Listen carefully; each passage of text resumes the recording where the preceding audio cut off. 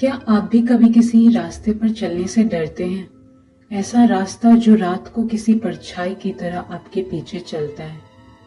क्या आपने कभी सोचा है कि कहीं कोई शक्ति आपको अपनी तरफ खींच रही हो और आपको बहाना नहीं बना सकते उस रास्ते से बचने के लिए? आज हम सुनेंगे कि ऐसे ही खौफनाक कहानी।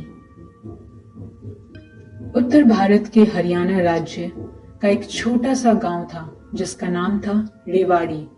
यह गांव घने जंगलों और ऊंची पहाड़ियों से घिरा हुआ था और यहीं पर रहने वाला था एक लड़का जिसका नाम था रोहित। रोज की तरह रोहित कॉलेज जाने के लिए बस पकड़ने के लिए घर से निकला था, लेकिन उसकी यात्रा जो आमतौर पर आसान होती थी आज कुछ और ही मोड़ लेने वाली थी। लोग कहते थे कि खामरी पहाड़ी के पास एक रास्ता है जो रात के समय बेहद खतरनाक हो जाता है। वहां किसी बुरी आत्मा का वास है जो रात के समय लोगों का पीछा करती है। लेकिन रोहित एक साहसी युवक था। उसने इस अफवाह को हमेशा हंसी में उड़ाया। एक दिन उसके एक बुजुर्ग रिश्तेदार रमेश ने उसे चेतावनी दी, बेटा, खामरी पहाड़ी के रास्ते पर रात को मत जाना। लेकिन रोहित ने हंसते हुए जवाब दिया, अंकल, यह सब तो बस गांव वाले की बातें हैं। एक दिन कॉलेज में काफी देर हो गई। रोहित को डर था कि बस छूट जाएगी। अब उसके पास कोई विकल्प नहीं था। उसने उसी खतरनाक पहाड़ी रास्ते से घर जाने का फैसला किया। जब वह रास्ते पर बढ़ा तो अंधेरा बढ़ता ही गया। चारों तरफ से एक ठंडी हवा का झोंका उसके चेहरे पर महसूस हो रहा था। जैसे जैसे वह चलता गया उसकी बेचैनी बढ़ती गई। अचानक उसने देखा एक पुरानी पगडंडी के किनारे एक वृद्ध महिला बैठी है जिसके बाल बिखरे हुए थे, कपड़े फटे हुए थे, चेहरा घूंघट में ढका हुआ था। रोहित ने उसे नजरअंदाज करने की कोशिश की, लेकिन अचानक वह महिला बोली, बेटा, आज तुम आखिरी बार बचोगे। इस रास्ते पर आगे मत पड़ना। उसकी आवाज खौफनाक थी, जैसे वह किसी गहरी खाई से आ रही।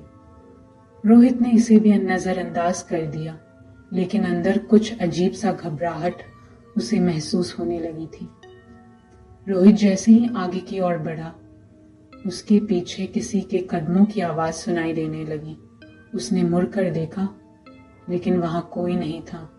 दिल की धड़कनें तेज होने लगी। फिर अचानक एक झाड़ी में काले कपड़े पहनी महिला निकली। उसकी आंखें रक्त लाल थी, बाल बिखरे हुए थे और उसका चेहरा विकृत था। महिला की जीभ बाहर लटकी हुई थी और वह अजीब सी आवाज में बड़बड़ा रही थी। रोहित ने डरते हुए पूछा, कौन हो तुम? महिला ने अपनी ओर इशारा किया और गहरी डरावनी आवाज में बोली, तू वापस नहीं जा सकेगा। तू मेरे इलाके में घुस आया, अब मैं तेरा जाना नामुमकिन कर दूंगी। रोहित ने अपनी जान बचाने के लिए हनुमान चालीसा का पाठ शुरू कर दिया और तेजी से दौड़ने लगा। जैसे जैसे वह भाग रहा था, वह महसूस कर रहा था कि कोई अदृश्य शक्ति उसे खींच रही है।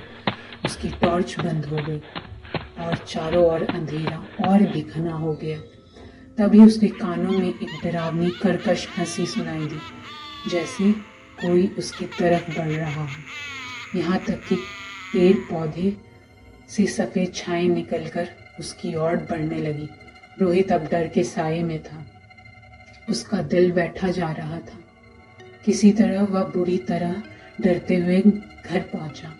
लेकिन जब अगली सुबह गांव में कुछ अजीब घटनाएं घटी तो उसका दिल और भी डर गया।